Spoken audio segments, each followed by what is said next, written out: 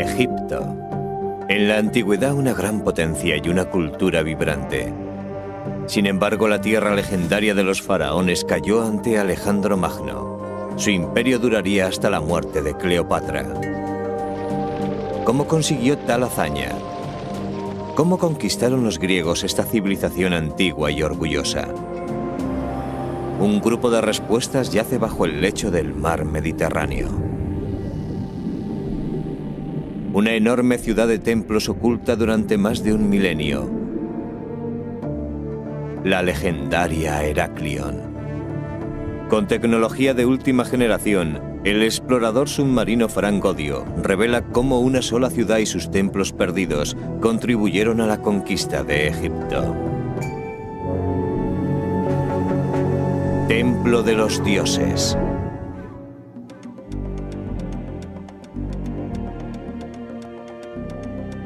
El Nilo. Portal a Egipto y ventana al cruel poder del tiempo. Las olas ocultan hoy el hogar de los súbditos de Cleopatra y sus antepasados. Este mundo ha permanecido hundido e invisible, excluido de la historia hasta hoy.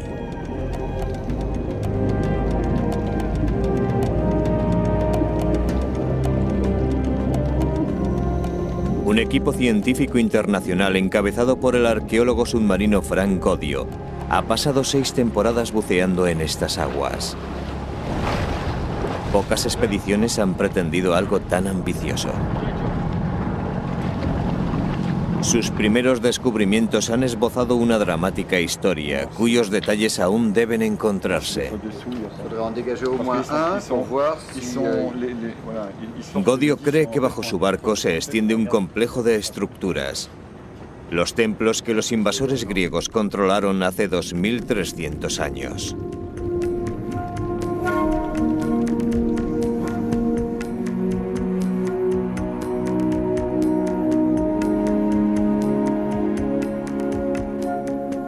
Ptolomeo I sirvió como general en el ejército griego. En el año 332 a.C., él y su jefe Alejandro Magno conquistaron a los egipcios. La gloria del faraón cayó en poder de los ptolomeos.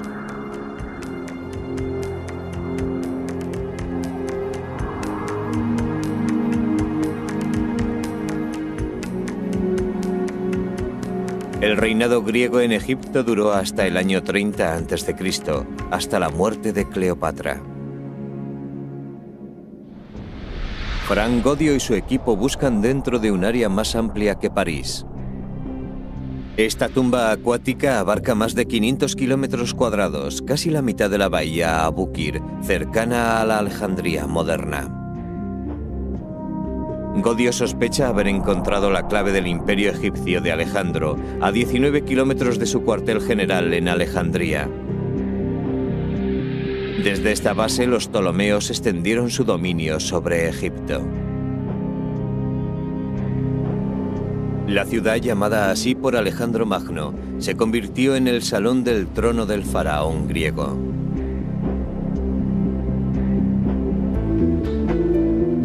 Alejandría era famosa por su faro, una de las maravillas del mundo antiguo, y su biblioteca era legendaria. La ciudad creció durante 300 años. Su población llegó a rozar el 1.000.000 de habitantes. Sin embargo, antes de surgir Alejandría, ciudades costeras como Canopus y Heraclión ya se habían establecido. Los alejandrinos acudían en masa a estas poblaciones costeras para asistir a lujosos festivales. Al llegar a estas ciudades, los griegos se encontraron de inmediato con la fuerza de las creencias egipcias.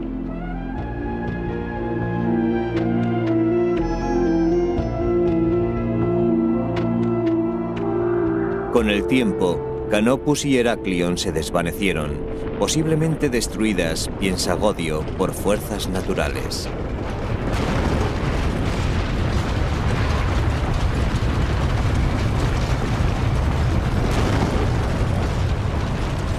Barridas por desastres de un poder mucho mayor que el del ejército o el del clero.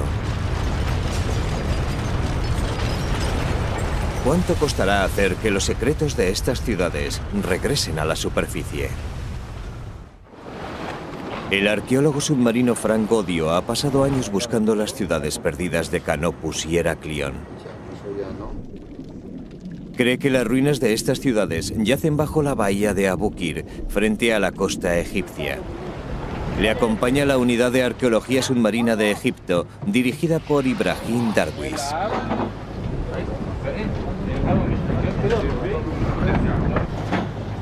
Darwish y Godio han reunido un experimentado equipo internacional compuesto por franceses, norteamericanos y egipcios.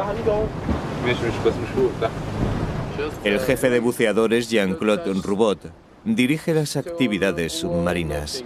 Justo al lado de la Esfinge. Baja al fondo todos los días.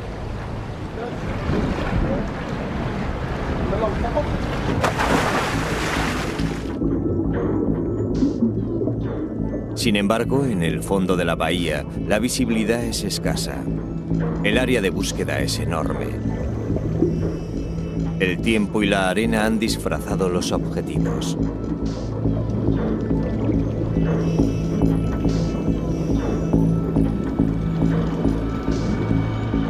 El equipo nada en patrullas regulares entre los bultos del fondo de la bahía. Tras varios días de frustración, los buceadores empiezan a ver algo más que bultos en el fondo. Son estatuas muy enterradas. Estas figuras congeladas en piedra han pasado 2 milenios incrustadas en el fondo del mar.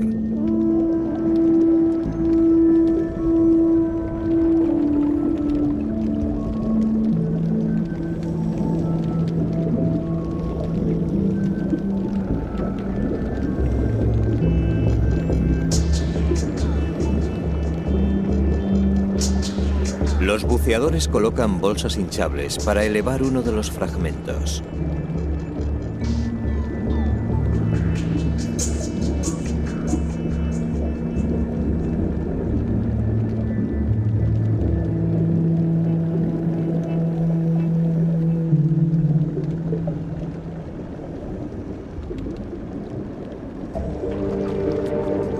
De pronto, libre de las sombras submarinas, se revela un rostro.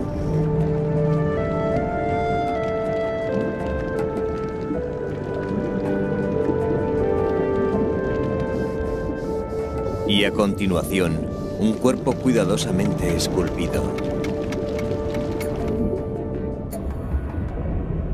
Pieza a pieza, se descubren 3 figuras gigantes.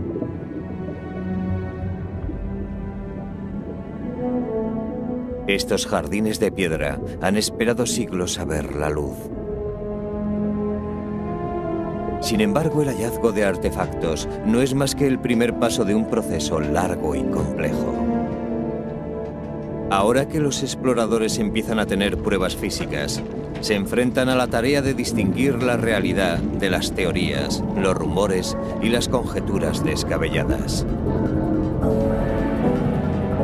Las estatuas actuaban como propaganda. Eran historias labradas en piedra que hablaban a un pueblo conquistado a través de un medio que éste comprendía. Los textos antiguos describen un templo fabuloso situado en las inmediaciones.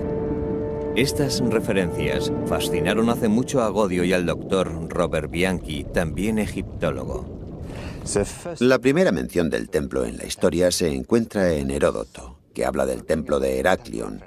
Y como Heródoto es del siglo V a.C., eso quiere decir que la ciudad era muy antigua. Sin embargo, resulta muy extraño que Heródoto, a mediados del siglo V a.C., hable de una visita de la reina Helena y el rey Menelao al templo de Heraklion, lo cual se remonta al siglo XII a.C., en Acabia.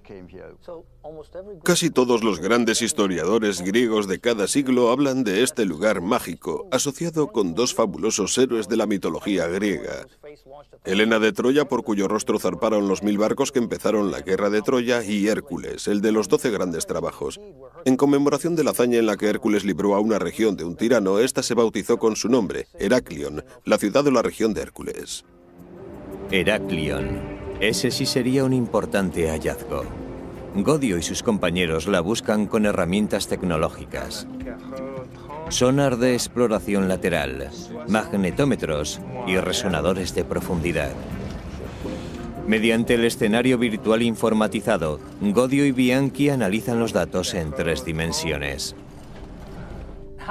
¿Cómo es posible pasar de la imaginación literaria a lo real dentro de un área tan increíblemente grande? Hemos definido un área de 12 kilómetros de largo por 8 de ancho, que es nuestra área de exploración. De modo que se trata de un área dentro de la que cabría la isla de Manhattan o el centro de París. Sí, y siguiendo los textos, debemos mirar en la parte occidental de la bahía, aquí. Tras obtener las coordenadas vía satélite, los exploradores han compuesto una rejilla de exploración de este a oeste en la bahía Abukir. Cada dato se convierte en un punto en un mapa digital. Punto a punto va tomando forma un retrato fascinante de un mundo antiguo. La cantidad de información que da es considerable. En el mapa se ve que nos encontrábamos bajo una amplia porción de tierra sumergida. Sí. Aquí, al este de esta porción, podemos ver cierto rastro de un lecho hundido del Nilo. ¿Representado por esta depresión que se aprecia en el fondo del mar? Sí.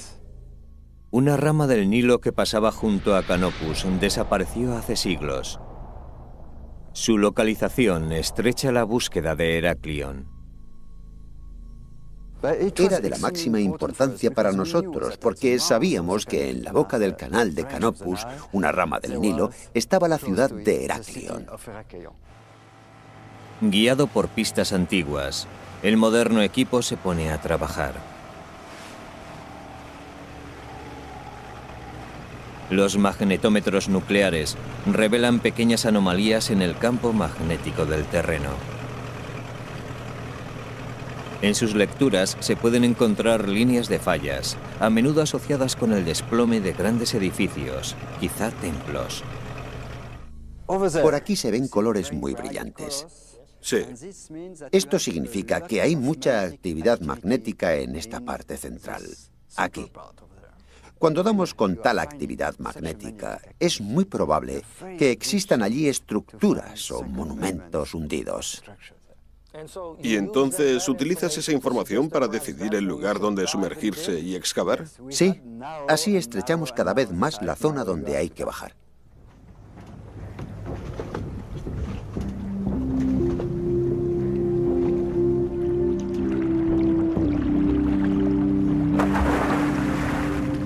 El descenso al fondo de la bahía es corto, 10 metros. Si el área de exploración fuera una diana, las estatuas estarían en el centro.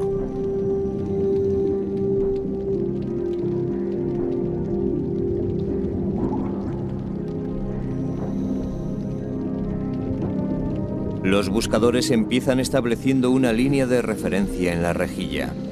Así pueden registrar la posición de cada objeto, manteniendo los hallazgos permanentemente a la vista.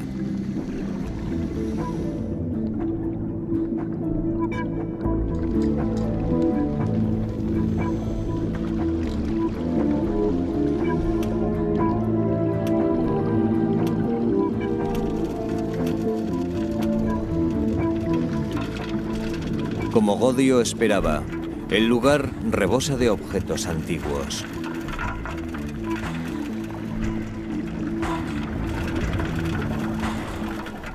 Poco a poco hemos descubierto, naturalmente, un montón de artefactos. Entre los más importantes está este muro de 150 metros.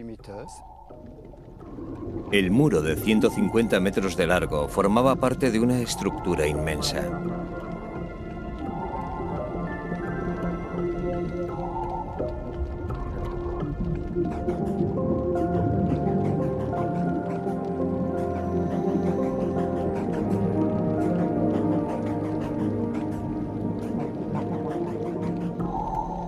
Si el equipo ha dado con Heraklion, tiene que estar a punto de hallar un templo importante. Y sí, los buceadores encuentran sugestivas pistas.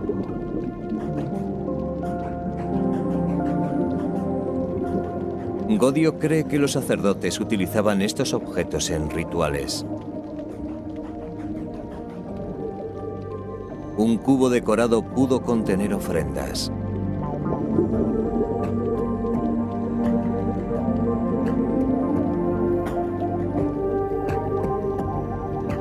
Cada hallazgo es una nueva confirmación. Aquí se alzó un templo magnífico.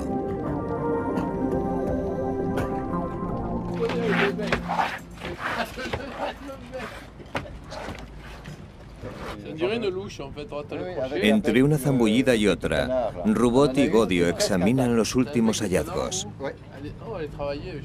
Es un cucharón de pico de pato que puede pertenecer a un caldero de bronce hallado entre los sedimentos del fondo.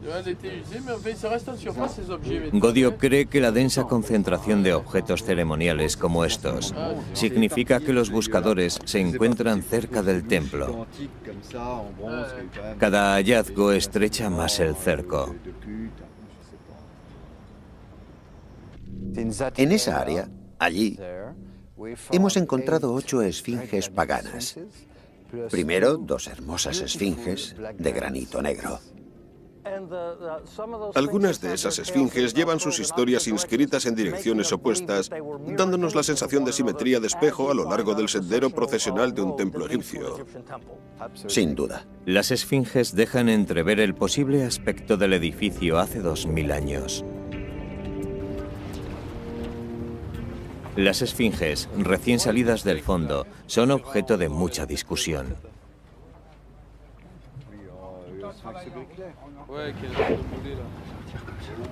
Con unos moldes de goma, el equipo identificará piezas y reconstruirá los artefactos rotos.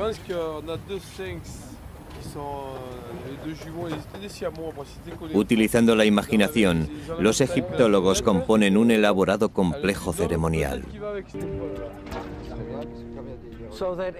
Entonces, recapitulemos. Podemos decir que tenemos un sendero procesional flanqueado por esfinges, y si trabajamos sobre las proporciones de un muro de 150 metros, hemos de suponer que el pilón central pudo tener 30 metros de altura. Y entonces, ¿qué dices tú que pudiera haber habido frente al pilón según los...? Bueno, tal vez estuviera la estatua más grande. 3 estatuas colosales. Ya empezamos a tener una idea del aspecto de este templo, lo cual lo convertiría en uno de los más grandes conocidos del antiguo Egipto. Cuando Alejandro y sus griegos invadieron Egipto, se encontraron con una cultura que mezclaba gobierno y religión. Cada templo funcionaba como lugar de culto, escaparate político y fuente de propaganda. Los griegos comprendieron que para controlar al pueblo de Egipto, debían controlar los templos egipcios. Aunque Godio ha realizado un descubrimiento extraordinario, aún debe probar que la antigua estructura que ha encontrado es el gran templo de Heraclión.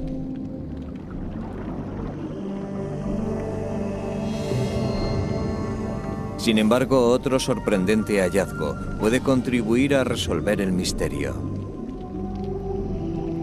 Han encontrado una pequeña capilla que podría identificar la ciudad perdida. Tiene apenas 2 metros de alto y pudo ocupar el centro de un antiguo templo. A estos trozos de arquitectura litúrgica, los griegos llaman naos. En este naos se inscribieron a punta de punzón el nombre del dios, ahora apenas legible: Amon-Gereb. Los egipcios creían que sus dioses tenían su hogar tanto en la tierra como en el cielo. La inscripción del altar indica que albergaba a Amón y sus poderes sagrados. Amón era una figura prominente de la fe egipcia. Los egipcios creían que al amanecer de cada día, cuando el sol rompía el horizonte, el alma de Amón volvía a su morada terrestre.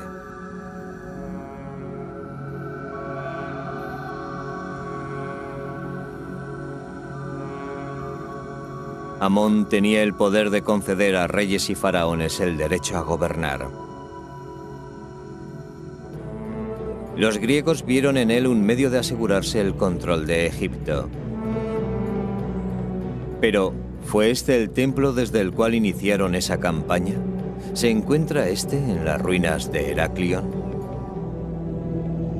Para obtener respuesta, Godio y su equipo deben reconciliar dos pruebas. La primera es el naos que lleva el nombre de Amón, un hecho que certifica que formaba parte del templo de la deidad. La segunda es una tabla de piedra, una reliquia de la conquista griega. Su mensaje aparece en egipcio y en griego. Y una frase menciona no solo el templo de Amón, sino Heraclión.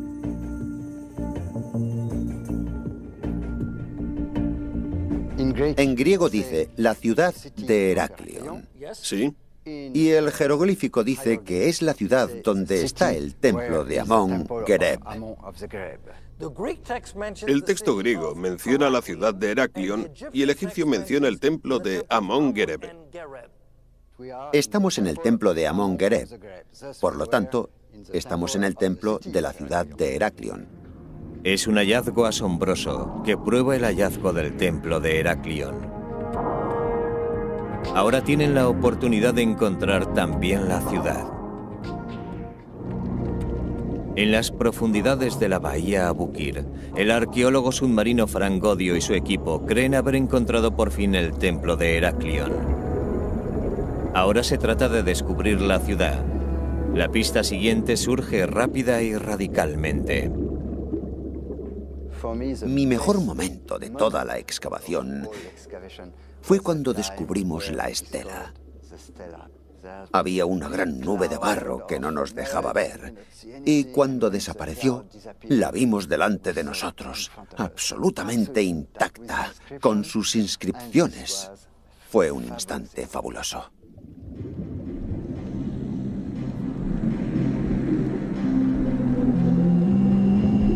Las 14 líneas de jeroglíficos están como nuevas.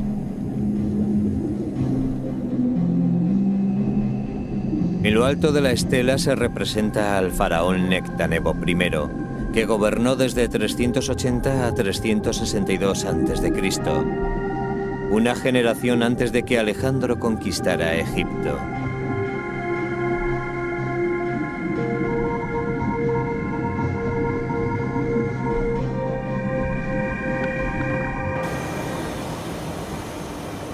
Extraer del fondo de la bahía una estela de 1 tonelada exige gran fuerza y gran delicadeza. El más leve error podría hacer añicos el valiosísimo hallazgo.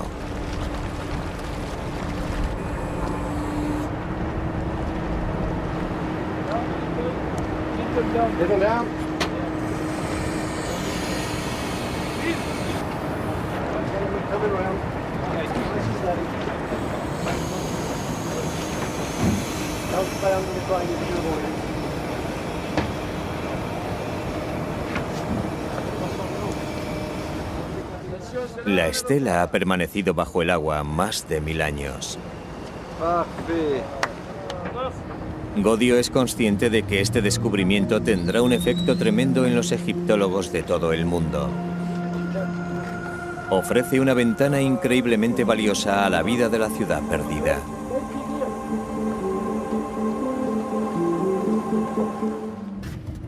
Mirad, es perfecta, ¿a que sí?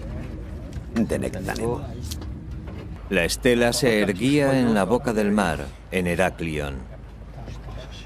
La piedra, adornada con las marcas de la realeza, estipula un tributo del 9 al 10% impuesto por los egipcios a los artículos perecederos importados de Grecia.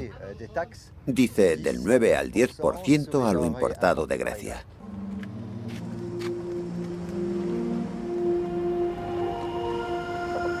El equipo realiza un molde en látex de las marcas. A partir de él, los técnicos harán copias para su estudio detallado.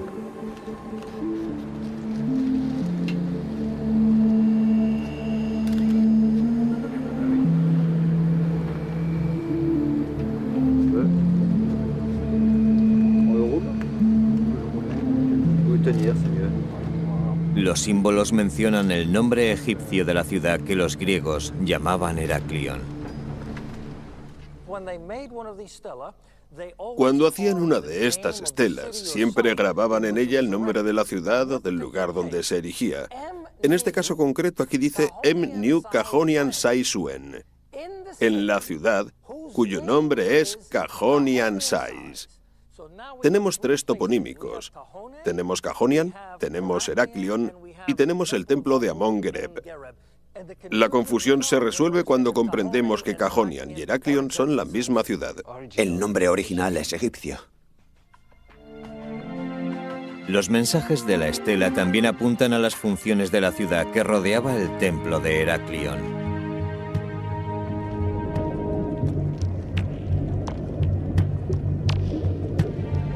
Sin duda, los funcionarios de la ciudad tenían la potestad de imponer tributos a la importación. Antes de la llegada de los griegos, este ya era uno de los puertos más grandes de Egipto. Al este del templo vemos que había varios fondeaderos de puerto y descubrimos la estructura de un puerto, una estructura muy importante con puntos de amarre, muelles, antiguos espigones y antiguas anclas. Cada artefacto, desde el más grande al más pequeño, tiene su posición archivada.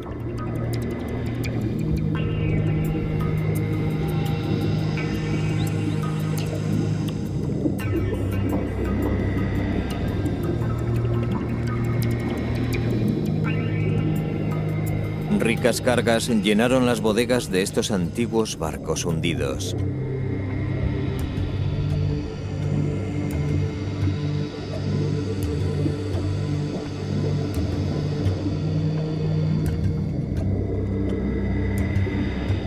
Al situar cientos de anclas de piedra en el mapa, la investigación muestra que un canal rodeaba el templo.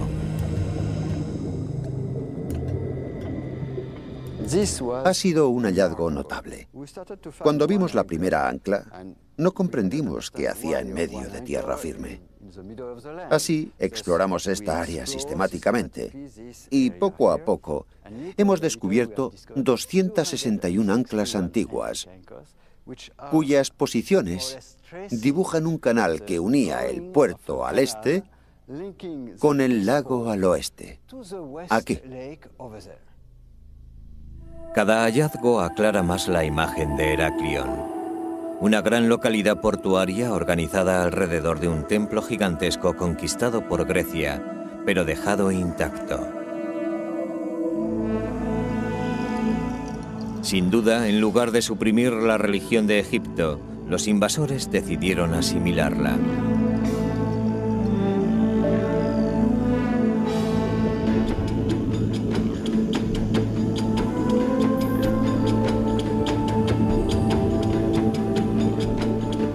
Este sarcófago pudo ser parte de la estrategia griega. Probablemente se utilizaba en un gran festival en honor del dios Osiris. Hemos descubierto este monumento de Erganet en el templo. Cada año, antes de la crecida del Nilo, se llevaba en procesión una figura de Osiris dentro de una barcaza, desde el templo de Heraclión hasta el de Canopus.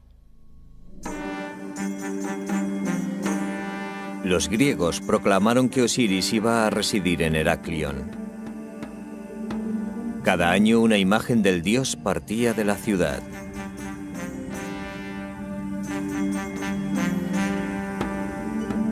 Los egipcios creían que este ritual provocaba las vitales crecidas del Nilo. A esto se le conoce como momia de trigo de Osiris. Es un molde en 2 partes, como puede verse, y se encuentra vendado. Y según los textos, una sacerdotisa elaboraba una mezcla especial con barro del Nilo. Entonces insertaba una cantidad de semillas de cebada, y los textos son muy explícitos porque señalan que estas imágenes se colocaban en un sarcófago como este. Utilizando el sarcófago, un miembro del clero salpicaba de agua la momia de trigo, haciendo germinar el grano. Los brotes representaban el regreso de Osiris y el inicio de la temporada de crecimiento. La crecida misma se atribuye a un dios distinto, Hapi, que se halla junto a las estatuas del rey y la reina. Hapi simboliza la fertilidad y el alimento, ofreciendo en su mesa riquezas y botín a Egipto.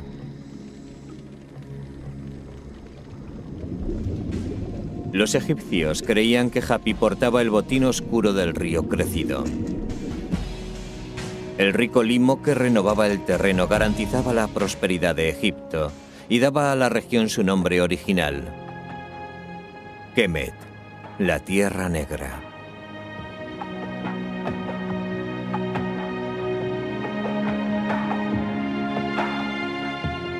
La crecida anual del Nilo se acogía con fiestas y celebraciones.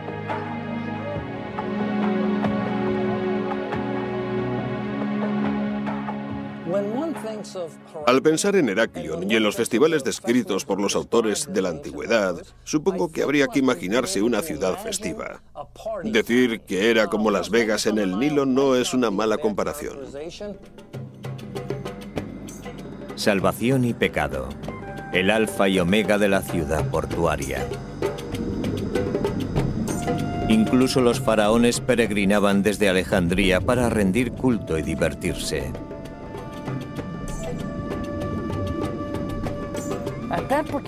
En esa época concreta, toda la ciudad debía ser un festival. Todos se lo pasaban bien porque se reafirmaban en un Nilo que volvía a traer vida a Egipto. La resurrección de Osiris que continuaba estos ciclos cósmicos. ¿Y existe una conexión con el dios Hapi colocado al frente de este templo? La estatua de Hapi implica esa asociación.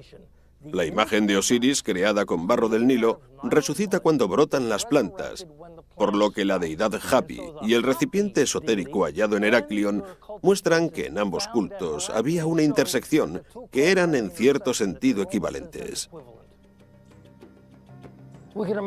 Imaginemos miles y miles de personas viniendo a celebrar este rito glorioso de resurrección y renovación. Esto confirma lo que las tradiciones literarias nos cuentan sobre la importancia de Heraclión como centro religioso y de culto en esta parte de Egipto. Poco a poco, la misteriosa ciudad bajo el mar se despoja de la capa que la ha ocultado durante más de 2000 años. La leyenda se hace realidad. Finalmente, Heraclión, puerto, punto de invasión, ciudad del templo, se muestra tal como es. A medida que Godio cataloga su arquitectura y su arte, el arqueólogo descubre el modo en que esta ciudad contribuyó al control griego de Egipto durante más de 300 años. Los invasores tuvieron unos aliados poderosos, los sacerdotes que controlaban la religión egipcia y al mismo Egipto. Aunque los Ptolomeos eran griegos, siempre estuvieron muy dispuestos a mostrarse como faraones, y a este nivel concreto es una declaración política muy importante de un rey. Estas piezas son inmensas, son verdaderamente enormes y su presencia frente a un templo egipcio transmite un mensaje muy firme. Lo que dicen es lo siguiente: aunque seamos griegos, también somos faraones egipcios, y por eso se vinculan a una deidad egipcia tradicional. Sin embargo, creo que también es pieza clave para entender este lugar, ya que en él se revela una conexión muy estrecha entre los sacerdotes de este templo concreto y los gobernantes de Alejandría. Los Ptolomeos aceptaban el asesoramiento de estos sacerdotes. El naos hallado por el equipo dice mucho de los sacerdotes del templo de Heraclión.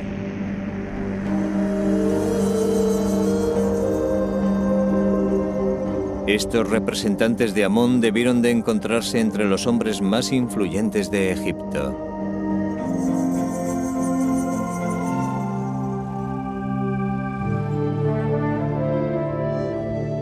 Estos sacerdotes podían entronizar a un monarca o derrocarlo.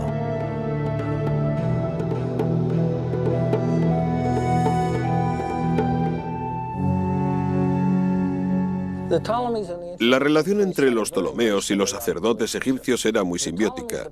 Los Ptolomeos dependían de la buena gestión de su burocracia administrativa y necesitaban que la población agrícola, cerca del 90% de los habitantes, apoyara su régimen. El único modo de hacerlo era mediante la ayuda de los sacerdotes, a quienes la población nativa egipcia respetaba. Según la tradición, Alejandro Magno fue el primer conquistador que consiguió legitimar su dominio sobre Egipto, convenciendo a los sacerdotes de Amón de que lo declararan Dios Sol. Así se convirtió en un verdadero faraón. La estela hallada por el equipo contribuye a la aclaración de aquel proceso. De vuelta en el barco, Rubot describe a Godio su mayor hallazgo hasta la fecha, una estela de granito rojo. Esta es grande, de 2 metros por 3, y en un estado asombrosamente bueno. La piedra gruesa está intacta. Las inscripciones sobre la superficie pulimentada están igual que el día de su creación. Es un verdadero hito histórico.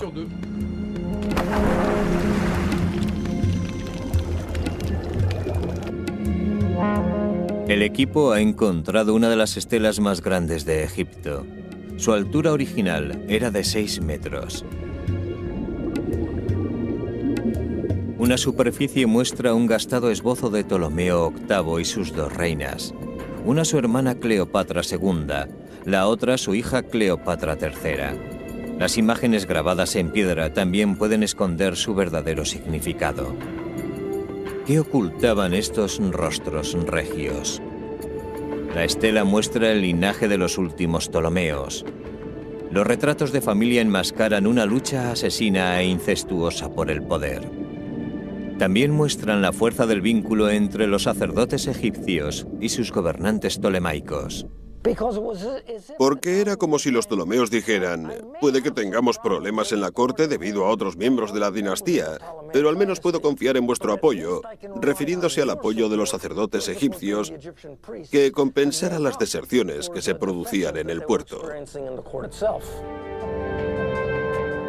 Para disfrazar los incesantes conflictos y tramas urdidos por la familia real, los sacerdotes aportaban la ilusión de estabilidad. Se trataba de una antigua alianza. En el año 238 a.C., Ptolomeo III convocó a los sacerdotes de todo Egipto para celebrar su jubileo. Las celebraciones enmascaraban problemas en el trono. Durante la segunda mitad del periodo tolemaico hubo numerosas luchas intestinas. Se produjeron muchos asesinatos. Las familias contendían entre sí y los Ptolomeos necesitaban un contrapeso. Por ello recabaron el apoyo de los sacerdotes.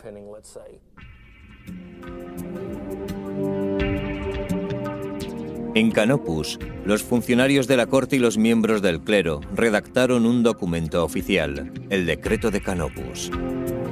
El decreto, obra maestra de la maniobra política, saludaba a Ptolomeo III, un griego, como auténtico faraón egipcio. Sin embargo, el apoyo de los sacerdotes de Amón tenía un precio.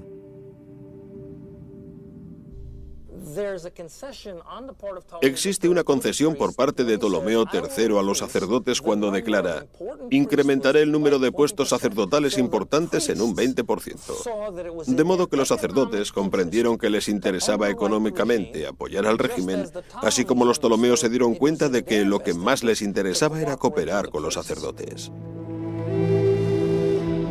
Bajo la bahía Abukir aparece otra Ptolomeo que fue adorada por sus súbditos. Puede ser la reina Cleopatra III, la bisabuela de la Cleopatra más famosa de todas.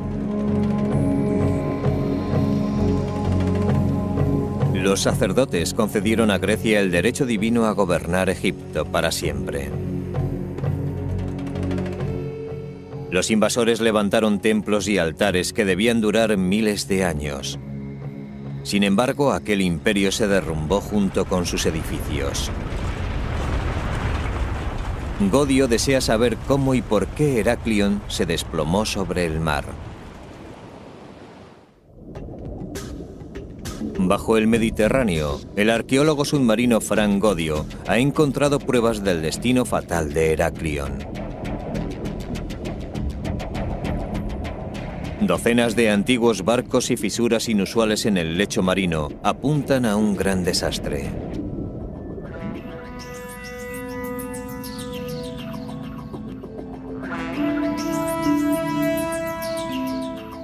Frank, ¿cómo te explicas la desaparición de Heraklion? La tierra sobre la que se construyó el templo cedió. La causa pudo ser un terremoto, alguna crecida inusual del Nilo, una ola gigante o tal vez la combinación de esos elementos. Y tal vez ocurriera varias veces. Alrededor de los cimientos del templo, Godio y su equipo han encontrado pilares de madera colocados sobre el fondo del mar. Los egipcios debieron de saber que una estructura pesada construida aquí precisaba de un apoyo firme.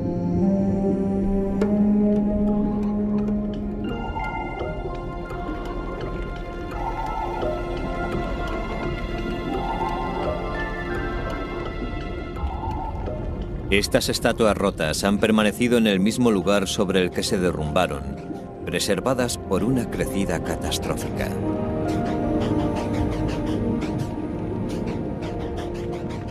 Pequeños recordatorios cubiertos de escombros, restos de una ciudad viva borrada súbitamente de la existencia.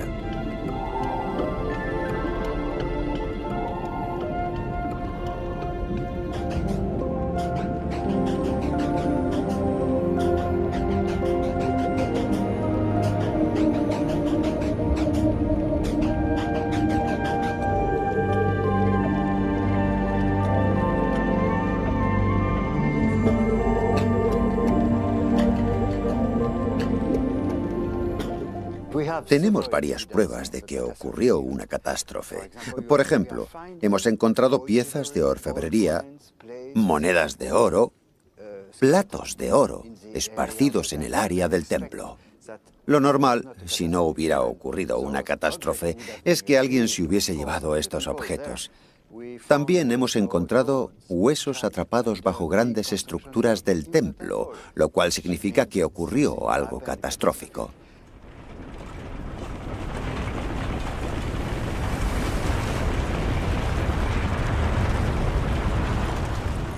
Rubot se ha pasado buceando hasta 8 horas al día.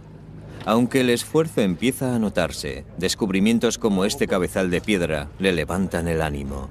On dirait, ça m'a l'air de machine, tu sais, les appuis-têtes qu'ils avaient. Mais bien sûr, c'est un oreiller, Ouais. c'est un appui-tête. Et il n'y avait que ça. C'est fabuleux. Ça, c'est extraordinaire. Et c'était près Un objeto corriente que el paso del tiempo ha convertido en extraordinario. incroyable, ça. El 90% de los artefactos que hallamos en esa área del templo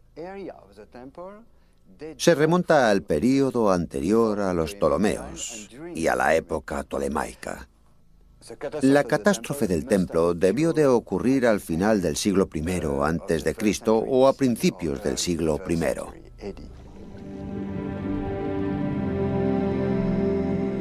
Hace 2000 años, Roma aplastó la dinastía de los Ptolomeos. Cleopatra fue la última reina de Egipto. Heraklion debió de caer alrededor de la misma época, como si su templo no hubiera podido sobrevivir sin aquellos gobernantes. Tenemos un templo decorado al estilo egipcio con 3 estatuas colosales jamás vistas antes, y todos estos elementos se aunan para decir, alto, tiempo muerto, paremos un poco. Aunque el periodo tolemaico se ha descrito tradicionalmente como una era de declive, decaimiento y degeneración, estas excavaciones exigen reexaminar la segunda mitad de la dinastía. Y creo que este hallazgo va a obligar a los colegas míos que trabajan en este campo a reescribir la historia, en concreto la de la segunda mitad del periodo tolemaico.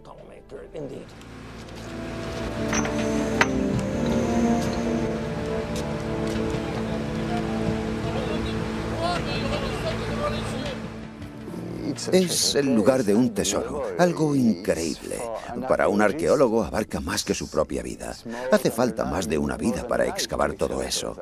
Y este será el punto de partida para el trabajo de futuros arqueólogos durante años, tal vez siglos, quién sabe, y sin salir de este lugar.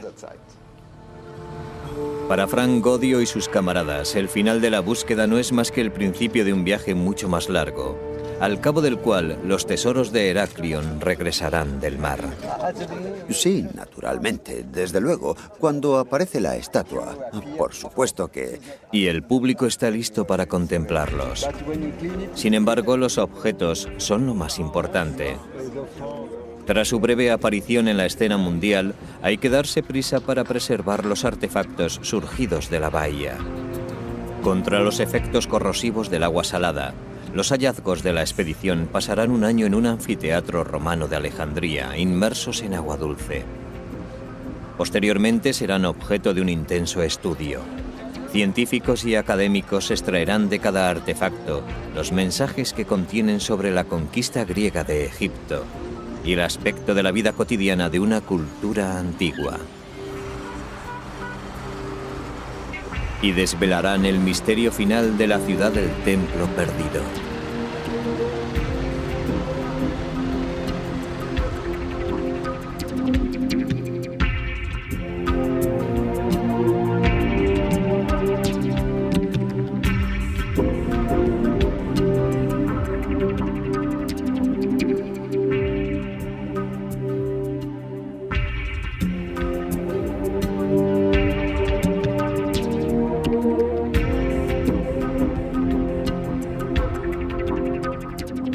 A 19 kilómetros de su cuartel general en Alejandría. Desde esta base, los Ptolomeos extendieron su dominio sobre Egipto. La ciudad, llamada así por Alejandro Magno, se convirtió en el salón del trono del faraón griego.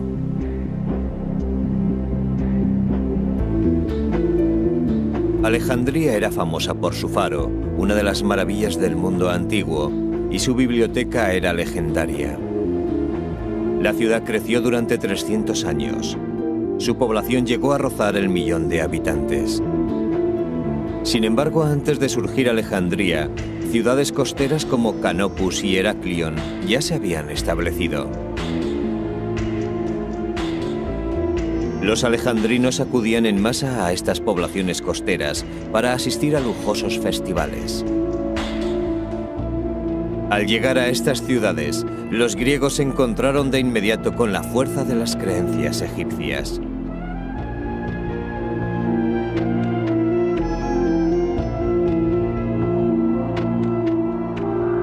Con el tiempo, Canopus y Heraklion se desvanecieron, posiblemente destruidas, piensa Godio, por fuerzas naturales.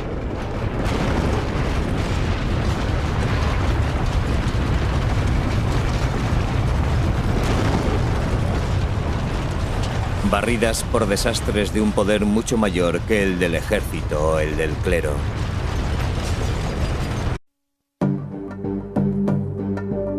Egipto. En la antigüedad una gran potencia y una cultura vibrante. Sin embargo, la tierra legendaria de los faraones cayó ante Alejandro Magno. Su imperio duraría hasta la muerte de Cleopatra. ¿Cómo consiguió tal hazaña?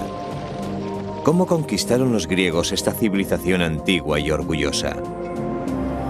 Un grupo de respuestas yace bajo el lecho del mar Mediterráneo.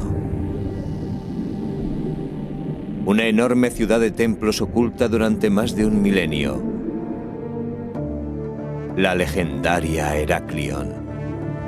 Con tecnología de última generación, el explorador submarino Frank Godio revela cómo una sola ciudad y sus templos perdidos contribuyeron a la conquista de Egipto. Templo de los dioses.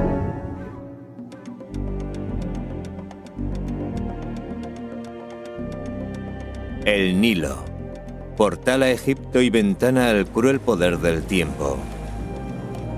Las olas ocultan hoy el hogar de los súbditos de Cleopatra y sus antepasados. Este mundo ha permanecido hundido e invisible, excluido de la historia hasta hoy.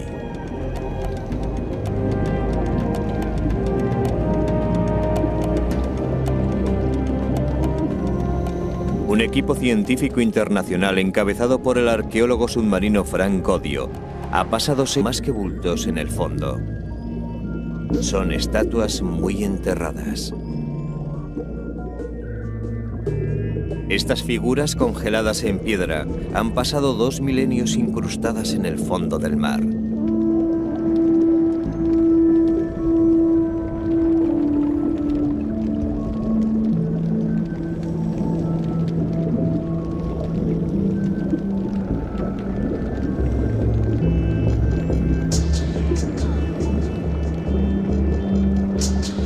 Los buceadores colocan bolsas hinchables para elevar uno de los fragmentos.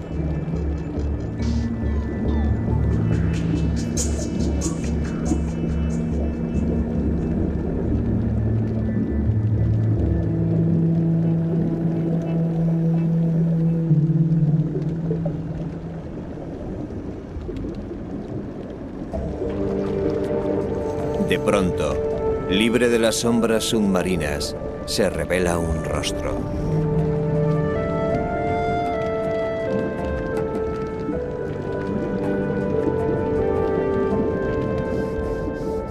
Y a continuación, un cuerpo cuidadosamente esculpido.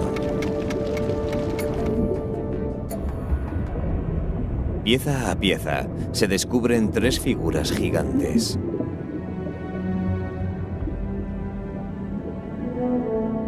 Estos jardines de piedra han esperado siglos a ver la luz.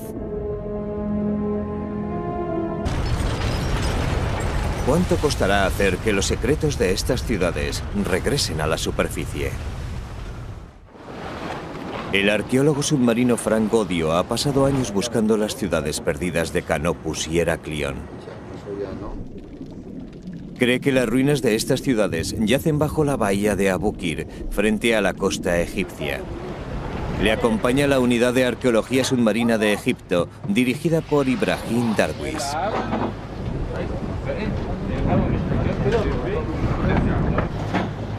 Darwish y Godio han reunido un experimentado equipo internacional compuesto por franceses, norteamericanos y egipcios. El jefe de buceadores, Jean-Claude Roubot, dirige las actividades submarinas. Justo al lado de la Esfinge. Baja al fondo todos los días.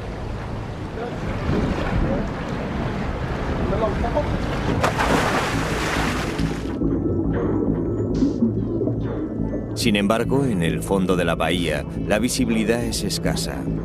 El área de búsqueda es enorme. El tiempo y la arena han disfrazado los objetivos.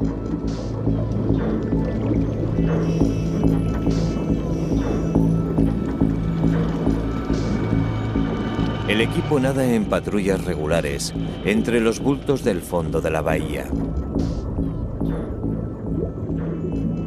Tras varios días de frustración, los buceadores empiezan a ver algo más. Temporadas buceando en estas aguas.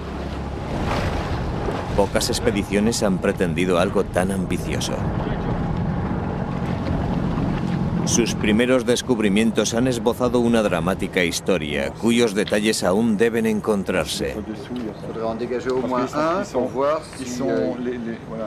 Godio cree que bajo su barco se extiende un complejo de estructuras. Los templos que los invasores griegos controlaron hace 2300 años.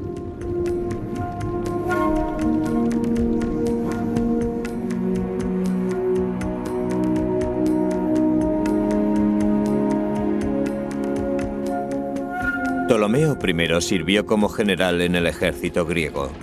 En el año 332 a.C., él y su jefe Alejandro Magno conquistaron a los egipcios.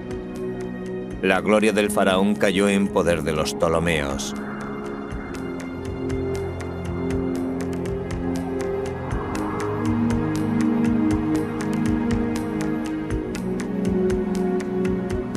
El reinado griego en Egipto duró hasta el año 30 a.C., hasta la muerte de Cleopatra. Frank Godio y su equipo buscan dentro de un área más amplia que París. Esta tumba acuática abarca más de 500 kilómetros cuadrados, casi la mitad de la bahía Abukir, cercana a la Alejandría moderna. Godio sospecha haber encontrado la clave del imperio egipcio de Alejandro,